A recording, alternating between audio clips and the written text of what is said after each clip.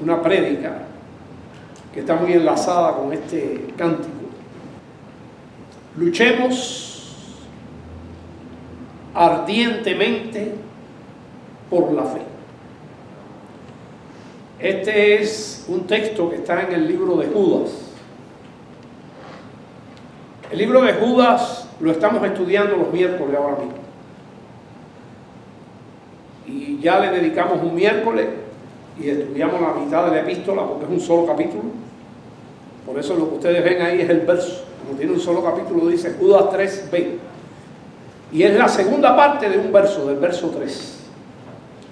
Pero yo cuando llego a este verso, es un verso que me inspira. Es un verso que me carga un poco las pilas para luchar en la vida cristiana. Usted sabe que la vida cristiana es una lucha. ¿Sabe que es una batalla o no? La vida cristiana es una batalla.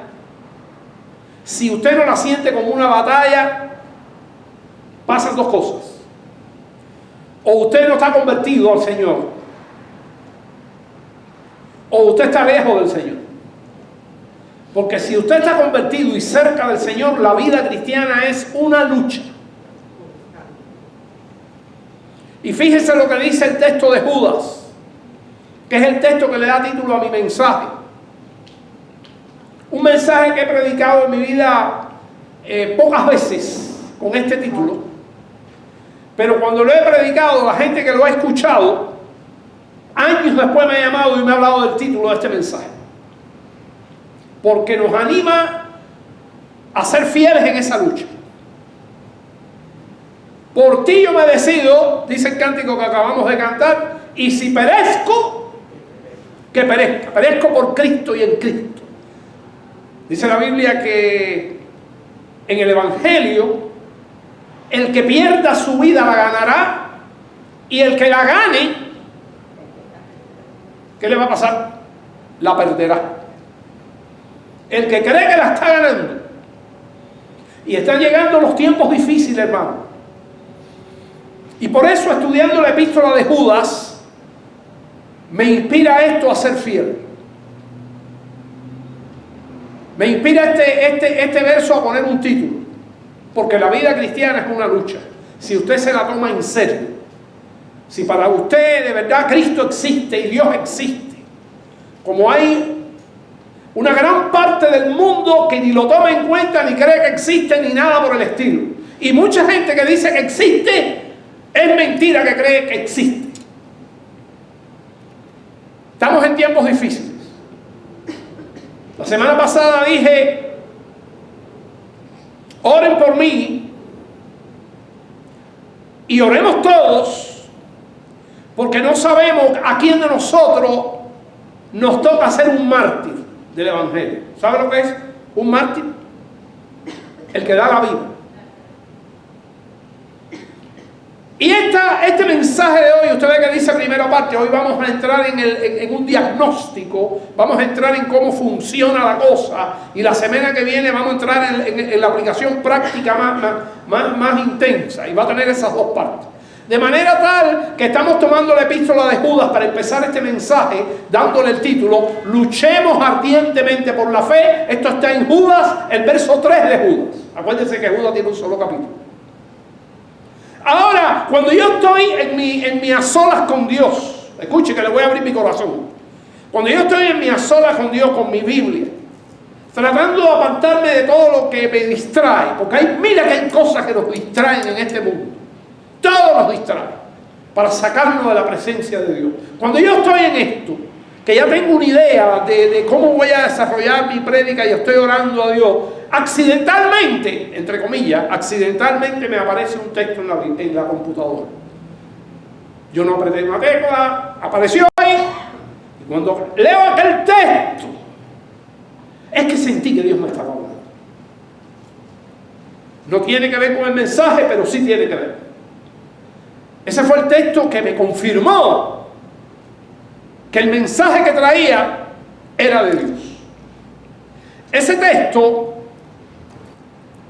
yo lo puse aquí para recordarme bien de él, en pequeño. Yo lo tengo en pantalla. Ese está en Jeremías 7:2. Jeremías 7:2, pero no lo puedo ver bien allí. 7:2. Mire lo que Dios me dice.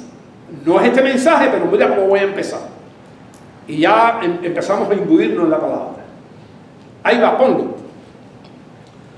Dice, esto se lo dijo Dios a Jeremías. Y yo siento que obviamente la palabra hoy escrita, ¿a quién va dirigida? Al que la lee, ¿verdad? Si usted abre su Biblia, ¿a quién le está hablando Dios? Usted se tiene que apropiar de las promesas. Como dice ese hermoso y viejo himno, las promesas del Señor mías son. ¿Para usted también? Mías son, y son apoyo poderoso de mi fe. Y dice ahí Jeremías 7:2, accidentalmente para mí, que nada de accidente tiene. Ponte a la puerta de la casa de Jehová. Aquí está David Brenner. Ponte a la puerta de la casa de Jehová y proclama allí esta palabra. Haz esto, David Brenner. Yo lo sentí así. Y diles,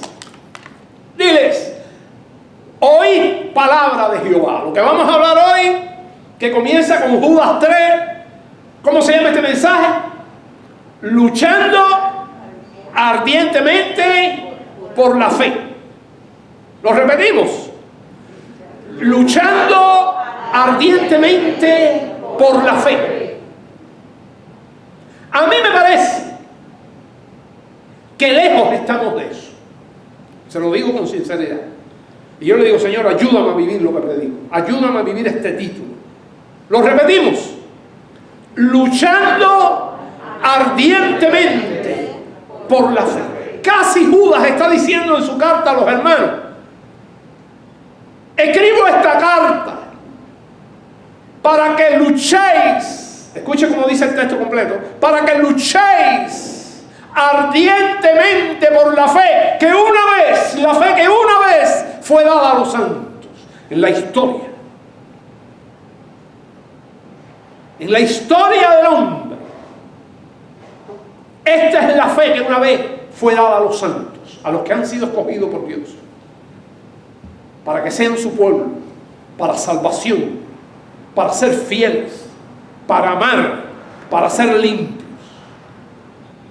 La fe, luchando ardientemente por la fe que una vez, y todos tenemos una vez, el día que alguien nos predicó, que una vez fue dada a los santos. Bueno, David, ponte en pie frente a las puertas. Aquí estamos las puertas. Tengo una puerta frente a mí, tengo dos detrás de mí. Ponte a la puerta de la casa de Jehová y proclama allí esta palabra. Oíd palabra de Jehová, hermanos. Oíd palabra de Jehová, todas las rocas. Ahí dice todo Judá, todas las rocas. Oíd palabra de Jehová, todos los hermanos que están por el internet. Oíd palabra de Jehová, los que entráis por estas puertas. Bueno, hoy hay mucha gente que ha dejado de entrar en las puertas. Qué triste. Hay gente que en el mes entra una sola vez a la puerta. Hay que preguntarse por qué. Pregúntese por qué entra una sola vez al mes a las puertas, o dos veces, o una vez cada 2 meses, o no he entrado más a las puertas. ¿A qué puertas me estoy refiriendo? A las de los templos, a las del templo. ¿Por qué me quedo? ¿Por qué no entro a las puertas? Porque estaba dedicado a eso. Oíd palabra de Jehová, todo Judá, toda la roca, todo el internet que me está viendo, los que entráis por estas puertas, ¿para qué? ¿Para qué? Léalo. Para adorar a Jehová, una adoración especial. Usted no puede adorar en la casa, pero esta congregación, lo que se hizo hoy, que nos saludamos unos a otros en el amor del Señor, los hermanos juntos y en armonía cantamos y nos saludamos. Dice que allí envía, en ese tipo de actividad, en ese tipo de fenómeno que hace la iglesia, como hicimos hoy, ahí envía Jehová bendición y vida eterna. Ahora, lo mismo le dice al profeta Isaías, y yo me lo tomé para mí, y también aparece el texto para mí. Apareció ahí en la computadora los dos textos juntos. No es accidental, Dios lo hizo a propósito. como estoy gritando aquí, ahorita se me va la voz, porque yo grito en el púlpito, pero mira lo que dice, clama a voz en cuello. ¿Qué cosa es? ¿Qué quiere decir eso? Eso es lo que estoy haciendo, clama a voz en cuello. Ustedes saben que yo predico así. No te detengas, alza tu voz como ¿qué? Como una trompeta. ¿Y para qué? ¿Y para qué? Es palabra de Dios. Lo que voy a decir hoy aquí es palabra de Dios. No nos vamos a ir del texto bíblico. ¿Y para qué? Anuncia a mi pueblo su rebelión. Y a la casa de Jacob, ¿qué dice? Su pecado. Aquí hay gente que se ha ido de esta iglesia porque dice que mi prédica tiene como base el pecado. Eso no es verdad. Mi prédica no tiene como base el pecado. Mi prédica tiene como base a Jesucristo. Amén. Amén. Mi prédica tiene como base la palabra de Jesús, la Biblia. Los ordenamientos de Dios, la ley de Dios, el amor de Dios, que todo está aquí, la gracia de Dios. En otras palabras, la verdad de Dios. Pero el problema más grande que tenemos no es ni el cáncer que tenemos, ni el espolón que tenemos, ni la economía que tenemos, cuando es un problema de economía. Ese no es el problema más grande. Y ahí es donde nos confundimos. El problema más grande, y con lo que más tenemos que luchar, porque ¿cómo se llama este mensaje? Luchando ardientemente por la fe que una vez fue dada a los santos. Y por ese pecado que está en nuestro interior y que no lo vemos, y hoy lo vamos a estudiar que no lo vemos, porque si lo viéramos y somos cristianos, nos dolería el corazón. Acuérdense de esa frase. Si lo viéramos y somos cristianos, ¿qué le pasa al corazón? Nos dolería el corazón. Y después lo vamos a ver. Así que estoy aquí clamando voz en cuello. Vamos a hablar de nuestro pecado. Cuando yo vengo al púlpito, y antes de venir al púlpito, yo me preocupo mucho. Digo, caballero, Señor, hablo conmigo mismo. Seré injusto. Seré injusto hablar del pecado cuando yo soy el primer pecador. No hay una vez que no me suba aquí, que batalle en mi vida. Y aunque no lo logre a veces, o muchas veces, pero le digo al Señor y le pido a ustedes que oren. Oren para que yo pueda vivir lo que predico. Es una batalla, es una lucha, pero esa es la batalla por la fe. Porque si hay una cosa que daña la fe, en todos los frentes y en todos los aspectos, es el pecado nuestro, el pecado de su pueblo. Así le está llamando ahí. ¿Cómo dice? ¿A quién se lo está diciendo? Los impíos del mundo. Anuncia bien a mi pueblo su rebelión. Cada pecado que tenemos es una rebelión nuestra contra Dios. Y muchas veces no nos duele el corazón. Y ahí está el punto. Anuncia a mi pueblo su rebelión. Y el sinónimo, y a la casa de Jacob, que es lo mismo que decir su pueblo, la casa de Jacob, anuncia también su pecado, rebelión y pecado. El pecado viene porque hay una rebelión. Todavía no he empezado a predicar, estoy diciendo lo que Dios me dijo, la confirmación que Dios me dio con estos textos. Y ahí viene un tercer texto, porque le va a doler lo que voy a decir. Ya le digo, una gente se fue de aquí. Una gente con la cual mantengo amistad y fue sincero conmigo y me dijo, yo me fui de su iglesia por causa de que su mensaje es un mensaje constantemente recordándonos nuestro pecado,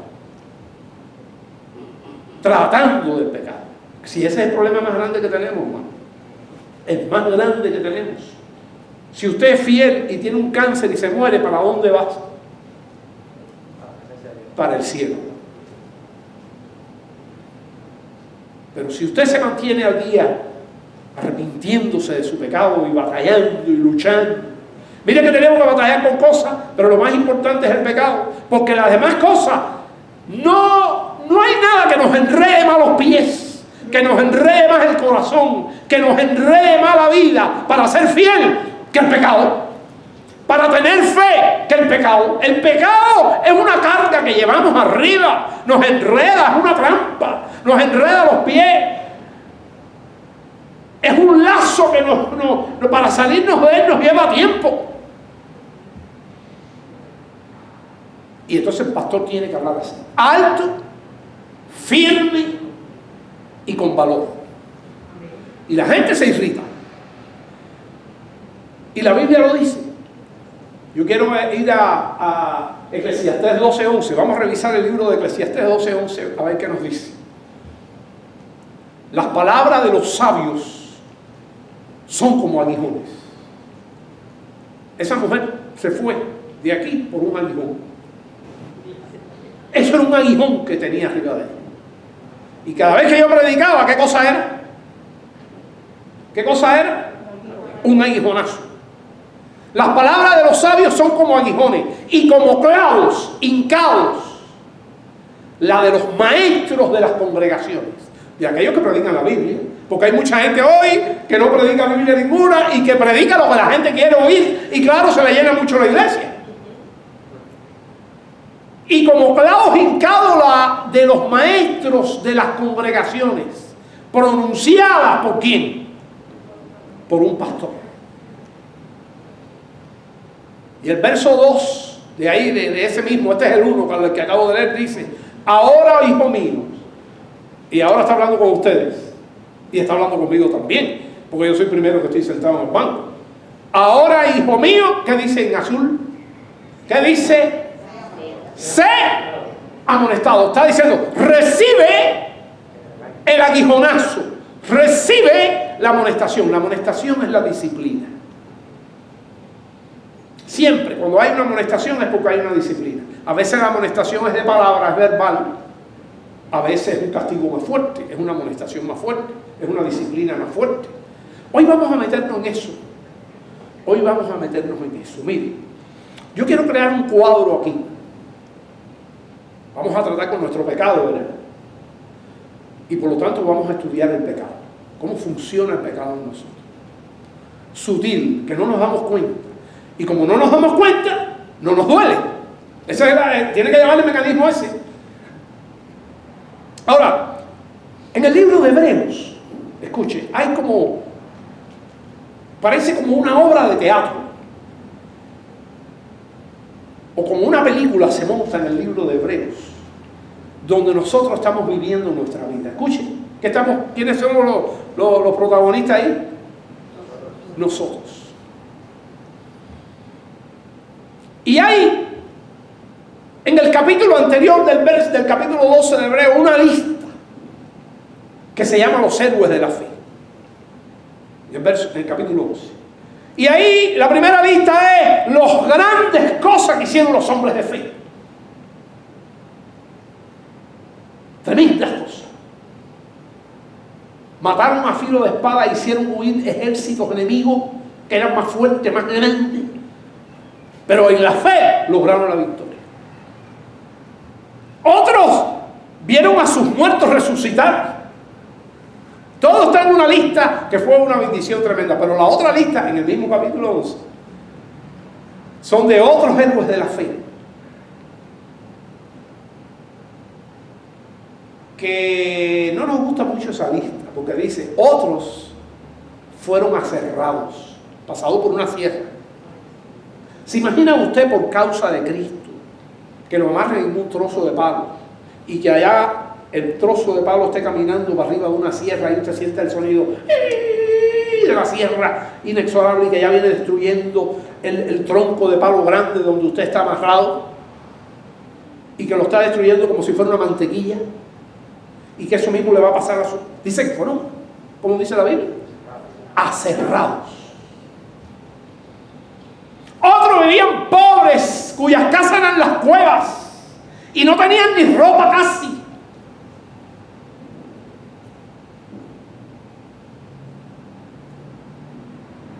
Y murieron. Y dice la Biblia, del mundo en que vivían, ese mundo no era digno de esas personas. Pero pasaron por ahí. Eso se llaman los héroes de la fe. Unas con unas victorias tremendas y otra la victoria fue dar la vida por Cristo. Las dos fueron victorias. Ahora, hay cientos, yo diría miles de testigos de eso. Y la Biblia habla, gente que hizo todo eso. Entre ellos está Abraham, Moisés, David, miles. Pero dice la Escritura, en el otro capítulo, en el verso 1 del capítulo 12, ¿qué dice? Y ahí viene lo que yo digo que parece una película que estamos viendo. Vamos a poner Hebreos 12. Por tanto, ahí acaban de decir la lista de los héroes de la fe, ¿no? Que yo se lo acabo de decir aquí. Por tanto, nosotros también estamos dispuestos a hacer, ¿qué cosa? Héroes de la fe. ¿Cómo se llama este mensaje? No le olvide el título. Luchando ardientemente, ¿por qué? Por la fe, que una vez, toda esa gente, toda la lista esa y anterior a la lista, que una vez fue dada a dónde y a quién, a los santos. Por tanto, teniendo toda esa gente que nos están mirando, ¿sabe quién nos están mirando ahí? Ahí nos están mirando toda esa gente que dije: Abraham, Moisés, Josué,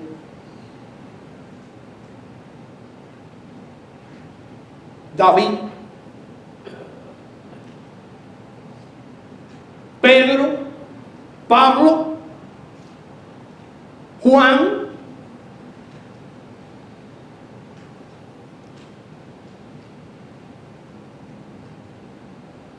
Spurgeon,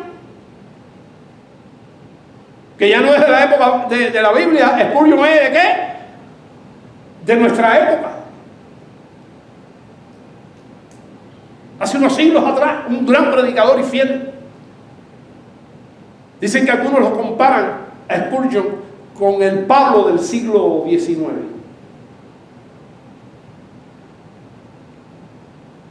O XVIII.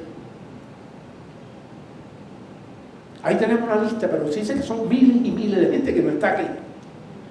Que no está aquí. Mirando. Por tanto, nosotros también teniendo en derredor nuestro, porque esa gente no está muerta, esa gente está aquí, viva. Por tanto, nosotros teniendo en derredor nuestro tan grande nube de testigos, el capítulo 11, estamos en el 12 ahora. ¿Qué dice? Este es el consejo para la lucha con la fe. Despojémonos. ¿De qué nos tenemos que despojar? De todo peso. Cosas que nos entretienen, cosas que no sirven para nada, cosas que le damos la primera prioridad y no la tienen. Comparado con la fe, no la tiene. Nada tiene prioridad. De todo peso y del pecado. Esa es la palabra de Dios. ¿Estoy diciendo algo diferente a la palabra de Dios? Despojémonos de todo peso, hermano. Y la semana que viene, que es la segunda parte, vamos a ver la aplicación. Vamos a ver cuáles son los pesos y cuáles son las cosas que son pecados más frecuentes, qué sé yo, qué sé cuándo, ¿no? Pero ahora estamos estudiando cómo funciona esto. La fisioteología de la Biblia en el pecado. Despojémonos de todo peso y del pecado que nos asedia. ¿Y qué cosa es asedia? Es una palabra bonita, es una palabra, pero que a veces hay alguien que pueda patinar con esa palabra. Yo se lo voy a aclarar, y no se lo voy a aclarar con mis palabras, se la voy a aclarar con otras traducciones bíblicas que sustituyen asedia. y de todo peso y del pecado que nos enreda. El pecado nos enreda, pero nos enreda en una maraña que a veces es difícil salirse. Del pecado que nos daña, del pecado que nos embobece hacer, del pecado que nos traba, del pecado que nos quita el gozo y el ánimo y el fervor. Entonces no podemos luchar fervientemente, y el ardor, no podemos luchar ardientemente, porque vivimos en el pecado que no nos duele y que no lo vemos y que no nos damos cuenta. Entonces, despojémonos de todo peso. Ese es el consejo de Hebreos, después que nos enseña una nube de testigos tremendo que nos están observando, y nos observan todo. Pero ¿sabe cuándo más nos observan? ¿Cuándo más le llamamos la atención? Cuando pecamos. Y es posiblemente que mi tocayo David diga: mira lo que está cayendo David Brennan, qué lástima. No se lo imagina. El David rey, porque está ahí en la lista, ¿sí o no? El David rey está en la lista de sus testigos, y todos nos están mirando. Y cuando pecamos es cuando ellos más brincan. Le dije: ¿pero qué está pasando con este? ¿Qué está pasando con Armando Estrada? ¿Qué está pasando con Mari? ¿Qué está pasando con Magali? ¿Qué está pasando con José? Cuando pecamos es cuando ellos más, porque les duele a ellos también, porque se están dando cuenta que estamos, en vez de luchar a favor de la fe, estamos desprestigiando la fe con nuestro ¿qué? Pecado. Y nos creemos santos, 3 meses sin venir a la iglesia porque no nos da la gana, y lo justificamos porque no nos duele en el corazón. Claro, esto para la semana que viene, pero bueno, le doy un ramalazo. Pero esta es como dije, la fisioteología. ¿Cómo funciona esta teología del pecado cuando uno la analiza en la Biblia? Porque realmente tenemos la nube de testigos, eso no es un invento bíblico. Eso lo está diciendo la Biblia. Por tanto, nosotros también, teniendo en derredor nuestro tan grande nube de testigos de todas las épocas, que fueron fieles, que cometieron pecado también, pero que hacían, se arrepentían y lograban grandes cosas y seguían con el Señor, y les dolía su pecado. Y como les dolía, ¿qué hacían? Se arrepentían y se recuperaban y seguían adelante fervientemente, luchando por la fe que una vez le fue dada a los santos. Despojémonos de todo el peso y del pecado que nos asedia, que nos enreda, que nos traba, que nos enlentece, que nos hace aborrecible, y corramos con paciencia la carrera que tenemos. Y yo voy a cambiar el nombre ahí de la Biblia. En honor al título voy a cambiar lo que dice la Biblia: y corramos con paciencia la guerra. No es una lucha, ¿no? La guerra que tenemos por delante. Bueno, una carrera es una guerra, ¿o no? Cuando la gente está luchando por el título olímpico, es una guerra. Si les dije que vamos a estudiar esto hoy, cómo funciona el pecado en nosotros, Dios puso en mi corazón, porque yo oro al Señor, y vuelvo a repetir: vienen tiempos peligrosos, todos tenemos que dar cuenta de nuestra fe en algún momento, y muchas veces va a ser en peligro. Yo mismo pongo esto en el internet. A veces digo: dejaré esto o lo quitaré. Y a veces me siento que soy un cobarde. Entonces, lo primero que voy a despedirle a ustedes, predicando y antes de continuar en este mensaje, es que ustedes tienen la responsabilidad en esta batalla ardiente por la fe de predicar por vuestros pastores. Perdón, de orar por vuestros pastores. La responsabilidad de orar por vuestros pastores. Porque yo estoy aquí y por esto mismo que estoy hablando aquí, se va a poner la cosa muy difícil. Ya se lo estoy diciendo por varios mensajes. Mañana seré llevado a un juicio, o podría ser llevado.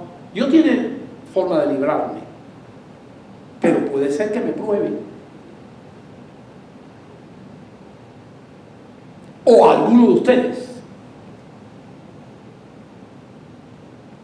Entonces aquí nos estamos preparando.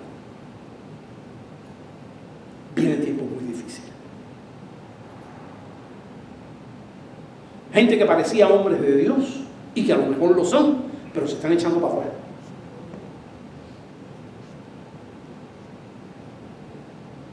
Por causa de que se pierde mucho dinero, o por causa de que se queda sin trabajo, o por causa de que pueden quitarle que los mensajes se salgan por YouTube, o por causa de esto, por causa de muerte, o por causa de cárcel, o por la causa que sea.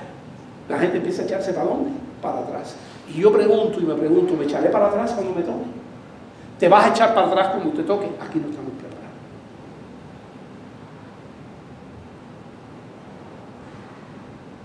Y en el libro de Apocalipsis dice que los primeros que van a ser echados en el lago de fuego. ¿Quién me lo dice quiénes son? Los cobardes. Entonces que Dios nos dé el favor. Y muchas veces le he repetido aquí, porque no nos ha dado ni nos da Dios espíritu de cobardía, sino de poder, de amor y de dominio propio. Poder, amor, ¿qué combinación? Y dominio propio. Yo tomé entonces de aquella lista de los héroes de la fe del 11, que me lleva a este texto de despojarme del pecado y todo eso, yo tomé para estudiar el pecado a uno de la lista de los héroes de la fe, y ese fue a David. Lo tomé. Entonces hoy vamos a estudiar a David, el rey David, que puso a correr ejércitos enemigos. ¿Se acuerda cuando el gigante Goliat? ¿Se acuerda que mató al gigante, le cortó la cabeza con la propia espada del gigante, y después el ejército de los filisteos, que era inmenso y que retumbaba frente a las huestes de Israel, corrió como corre una ardilla delante de un perro que le está cayendo atrás? Corrió el ejército. Y David, el pueblo de Israel, las mujeres del pueblo de Israel le cantó: Saúl mató a sus 1000 y David a sus 10,000. Las hazañas de David. Y tuvo muchas. Vamos a entrar a David. Y entonces vamos a entrar a David en el segundo libro de Samuel, capítulo 24. Y ahí sí yo le voy a pedir que busquen sus Biblias, que yo les voy a decir cuándo hay que leer. Segundo de Samuel, capítulo 24. Aquí está este capítulo 24, el verso 1. Pero tiene que aprender porque esto es complejo. Pero antes de leerlo, escuchen, yo quiero explicarle en qué momento ocurre esto. Esto ocurre, no fue al inicio del reinado de David. Ya David era un hombre mayor cuando esto ocurre. Ya Dios le había dado victorias. Junto con las victorias, David tuvo pecado. Ustedes saben que David fue un hombre pecador, pero como su corazón era conforme al de Dios, él siempre se levantaba y lloraba y sufría su pecado de manera tremenda. Pero ya esto ya es casi al final. Y ahí en el capítulo anterior, en el 23, se hace una lista parecida a los héroes de la fe de Hebreo, pero una lista de hombres valientes de David. Una lista de valientes. Que te dice, oye, qué bendición tuvo David en su vida. Que Dios los rodeó de unos guerreros que eran igual y quizás hasta mejores que en guerra. En la estrategia, en la manera de utilizar las armas, en el valor que tenían. Y uno tiene que valorar quiénes son la gente que está al lado de uno que sirve, ¿verdad? la gente que le bendice a uno. Dice este texto, atiéndame, volvió a encenderse la ira de Jehová contra los israelitas. El pueblo estaba tranquilo. Y de pronto se enciende, ¿qué dice ahí?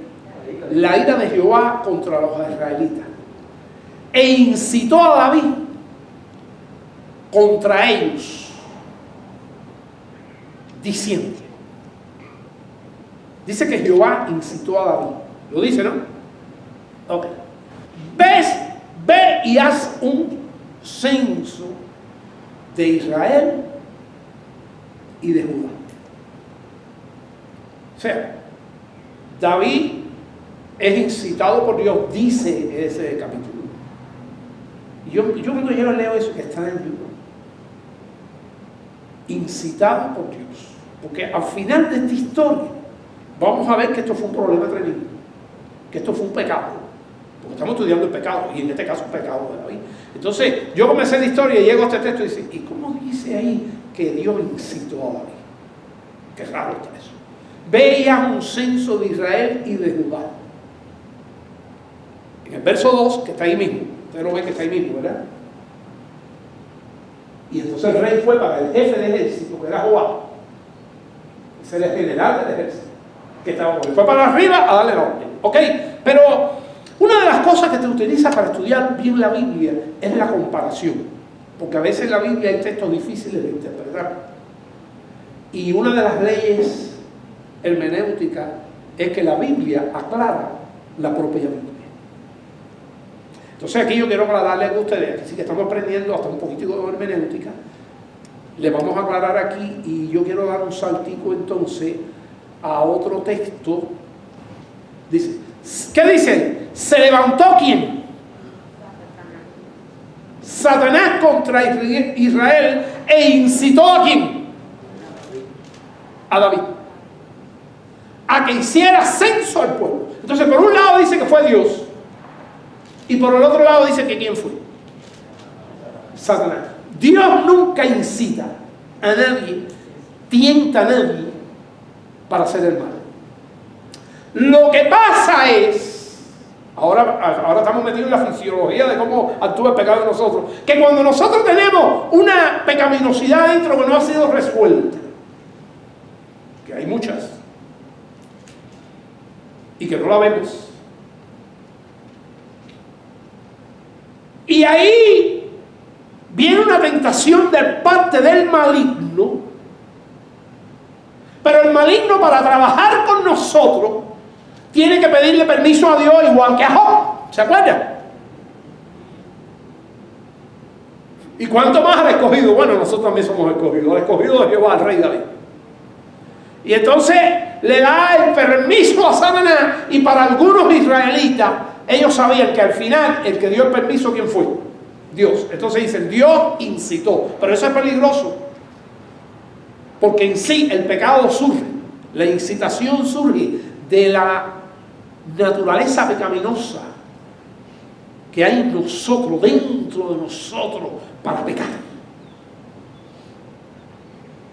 ¿Me está entendiendo? Entonces al final, ¿quién fue? Bueno, Dios, porque Él permite a Satanás hacer lo que hace. Pero Dios tiene un propósito bueno, que lo vamos a ver aquí.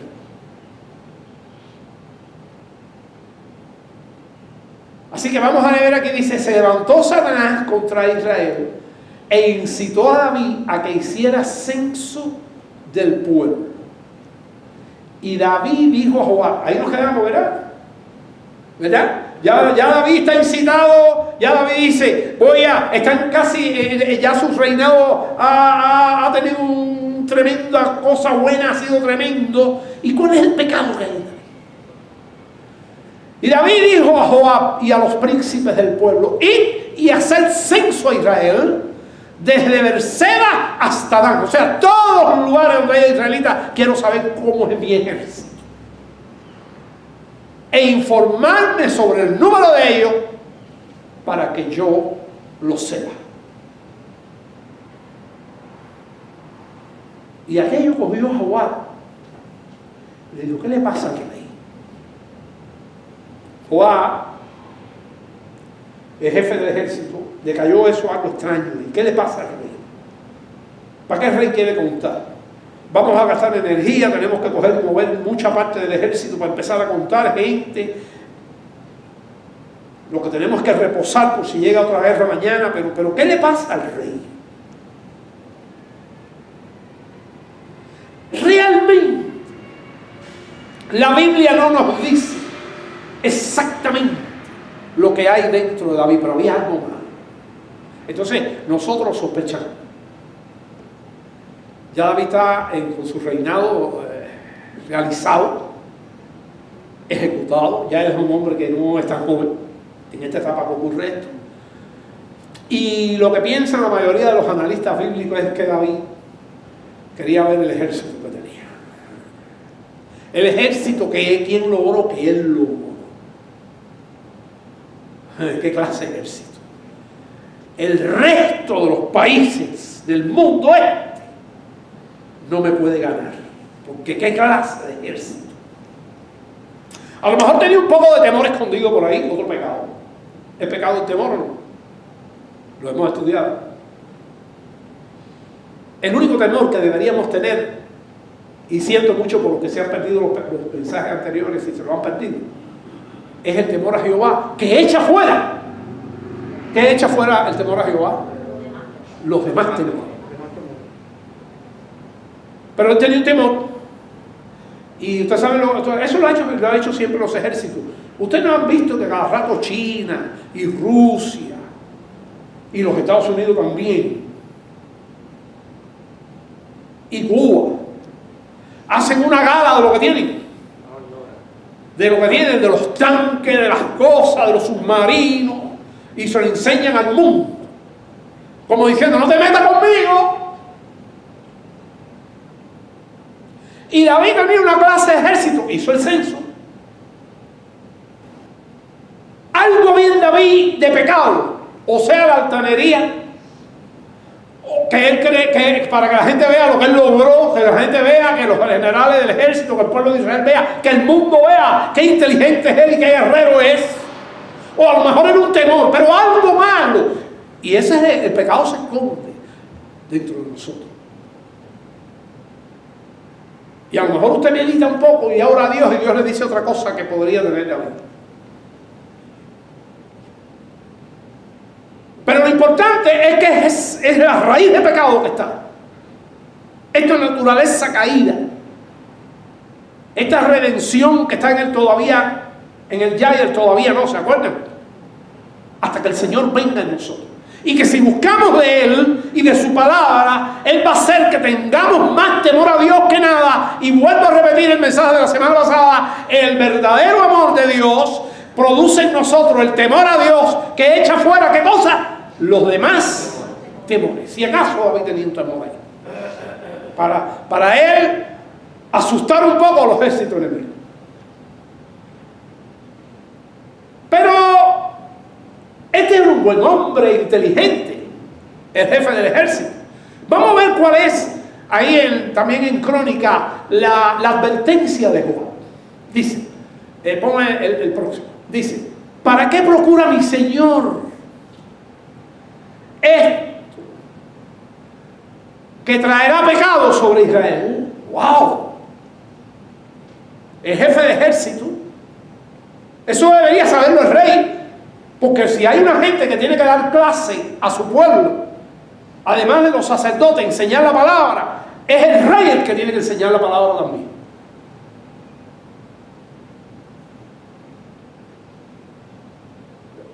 Yo tengo temores. Y David tenía temores. O quería creerse mucho de que había logrado un ejercitazo, un tremendo ejército. O quería meterle miedo al enemigo. Y entonces ahora el general de ejército le dice, ¿para qué procura mi Señor esto? Que traerá pecado sobre Israel. Antes de decirle esto, fíjense que esto que yo estoy poniendo aquí, esto que está aquí, es el verso 3. ¿Ven? 3 de Crónica. ¿Para qué procura mi Señor esto? que traerá pecado sobre Israel. Pero aquí falta, por eso no se ve aquí, porque falta un pedacito de texto, pero yo se lo voy a decir el pedacito de texto que falta. ¿Saben lo que le dijo Joab aquí arriba? Que no está. Señor, mi Rey. Dios podría darte 100 veces, si Él quiere, el ejército que tiene ahora. El ejército que tenía cuando vino el censo era esto que tenía: 1.3, 1.300.000. O, porque no se contó ni muy bien, parece que, que el jefe del ejército iba tan desanimado que no quería, que se da cuenta que eso, que ni contaron bien, no contaron a los levitas, dejaron de contar gente, pero estaba entre 1.3 a 1.5 millones en aquella época. Eso era un ejército. Y David lo sabía. Pero el general de ejército, un hombre de fe, le está diciendo: Dios puede darte lo que tiene multiplicado por 100. ¿Qué sería? Multiplicado 1 millón por 100 son 100 millones. No hay ejército hoy, ni el de China, que tenga 100 millones. Y el general diciendo: si a Dios le da la gana, si Dios quiere, ¿para qué inventa? Dios te puede dar. Eso fue lo que le dice aquí arriba: Dios te puede dar multiplicado por 100 tu ejército. Y es verdad, eso es fe. Eso es fe. Y tiene hombres al lado de él que le ayudan en la fe. ¿Para qué entonces procura mi Señor esto? Que traerá pecado de Israel. ¿Y qué dice el segundo de Samuel? Fíjense que estoy combinando Crónica con Samuel para aclarar bien las cosas, pero es la misma historia. Pero la palabra del rey prevaleció contra Joab. Y contra, no solamente contra Joab, ¿quién más estaban? Y contra los jefes del ejército, todos los demás. Y claro, como él era el rey, ¡chácata! Cuando yo miro estas cosas y la pongo en la iglesia y yo veo que hay gente aconsejándome a hacer algo contrario a lo que yo digo, puede ser que falle, pero esto a mí me habla mucho. La Biblia misma dice que en la multitud, y David lo conocía bien, que en la multitud de consejeros, ¿usted me puede decir el resto de la Biblia? En la multitud de consejeros está la sabiduría. En la multitud de consejeros, mira lo que la Biblia te dice: para tu negocio, para tu trabajo, para cualquier cosa que tengas que decidir, y buscarte buenos consejeros, no cualquiera, porque a veces buscamos cada consejero. Pero la palabra del rey prevaleció, porque era su deseo. No, a mí no me evita hacer esto de ese conteo. Y después no sé cuánto tuve, ni sé cuánto tengo. Y posiblemente estas cifras de 1.3 y 1.5 asombraron al propio rey. Bueno, se hizo el censo. Y después que se hizo el censo, después que David había hecho contar al pueblo, ese es el censo, ¿verdad? ¿Qué dice ahí en letra roja? ¿Qué dice el texto? ¿Qué dice? Su corazón le rompió. Yo te pregunto, me pregunto a mí, me lo pregunté ya, me estoy siendo sincero: ¿cuándo es la última vez que tu corazón te golpeó por un pecado? Que te pudiste dar cuenta de que te creías santo y te diste cuenta, porque yo está el punto. ¿Cuándo fue? A lo mejor hace 3 meses. Si hace 3 meses estás frito, estás dañado, estás quemado. Porque a nuestro andar casi nos debía golpear, ¿sabe cuánto? Diario.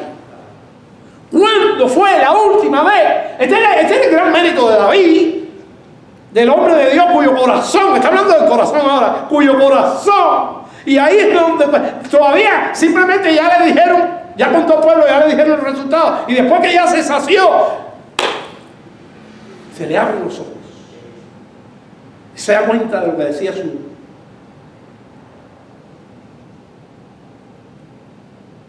Y después que David había hecho contar al pueblo, su corazón le golpeaba.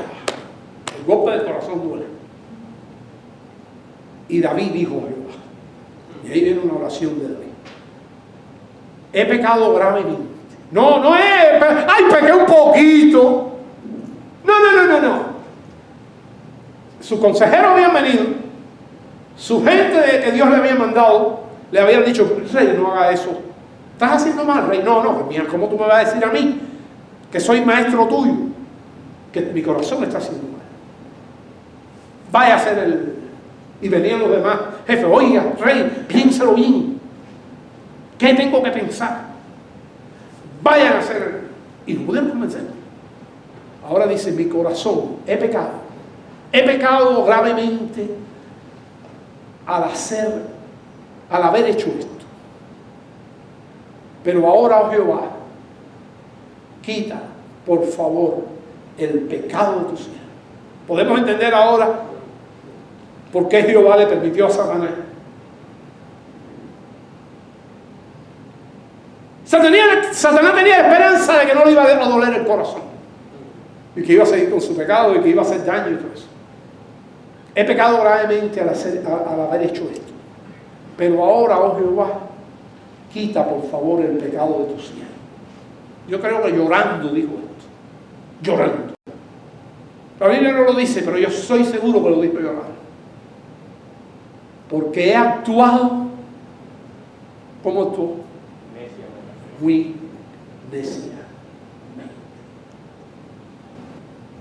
Vamos a leer, ese es el 10, vamos a leer el 11.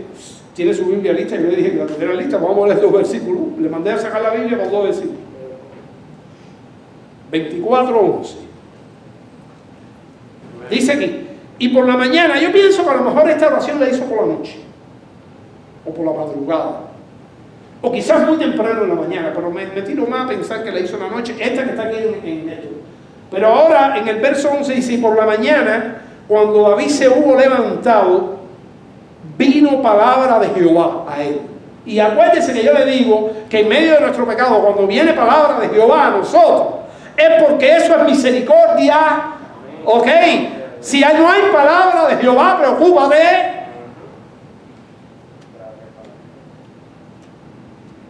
Leo el 11 otra vez. Y por la mañana, cuando David hubo levantado, vino palabra de Jehová al profeta Gad, vidente de David, diciendo, el profeta de David, ve y di a David, así ha dicho Jehová. Hay palabra ahí. 3 cosas te ofrezco. Míreme para acá, míreme para acá, míreme para acá, míreme acá.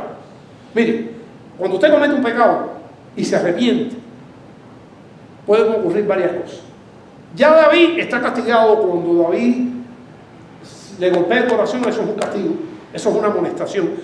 Esta palabra en Eclesiastés decía, cuando el pastor habla de cosas duras en el púlpito, aguijones, ¿se acuerda? Hijo mío, sé qué cosa. Amonestado. Bueno, ya el corazón lo amonestó, ya es un dolor que hay en el corazón. Pero a veces Dios se va más allá que el dolor del corazón. Y eso no lo sabemos, ¿no? ¿Cómo va a pasar? Ve y di a David, estoy en el verso 12 ahora. Así ha dicho Jehová, 3 cosas te ofrezco. Tú escogerás una de ellas para que yo la haga. No terminó la cosa. ¿Qué dice el 13? Bueno, el 13 lo tengo en pantalla. Ponme el 13 ahí. Miren. Entonces Gad fue a David y se lo hizo saber diciendo, 3 cosas, que te vengan 7 años de hambre a tu país. Dios castiga, hermano, y lo hace hoy en la iglesia también. Al que Dios ama, Dios disciplina. Esa es una, que te vengan 7 años de hambre a tu país, o que huyas durante 3 meses de tus adversarios y que ellos te persigan. ¡Wow! Como cuando Saúl, usted se acuerda que cuando Saúl le cayó atrás a David casi por 7 años, dicen algunos estudiosos, el ejército de David tenía 400 hombres y Saúl no pudo con él. Y David tuvo la oportunidad de matar a Saúl y no lo hizo. ¿Me está viendo? ¿Para qué David iba a contar ahora si su ejército tenía 1 millón, ni si tenía 1,5 millones, ni si tenía 800,000, si él tenía la experiencia que cuando se escondía en la cueva con 400 hombres, Saúl no pudo con él.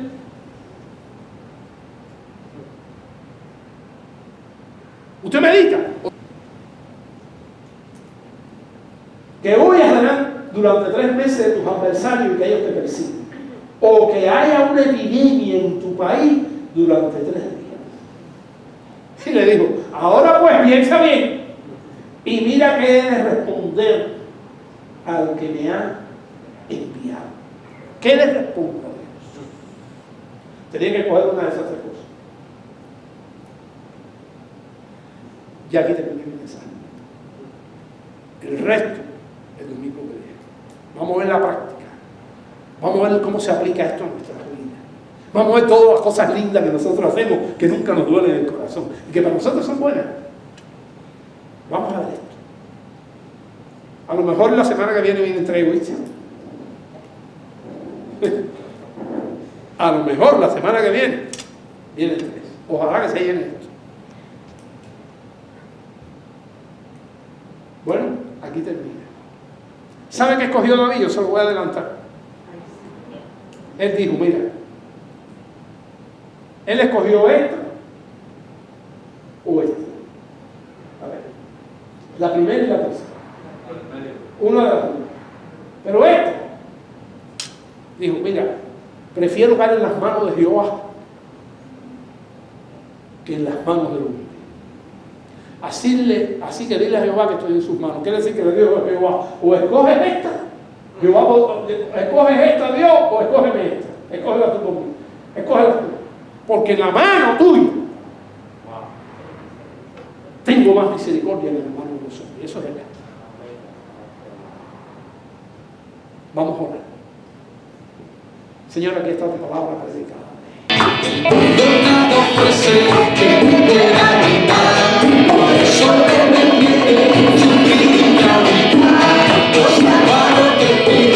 Te pido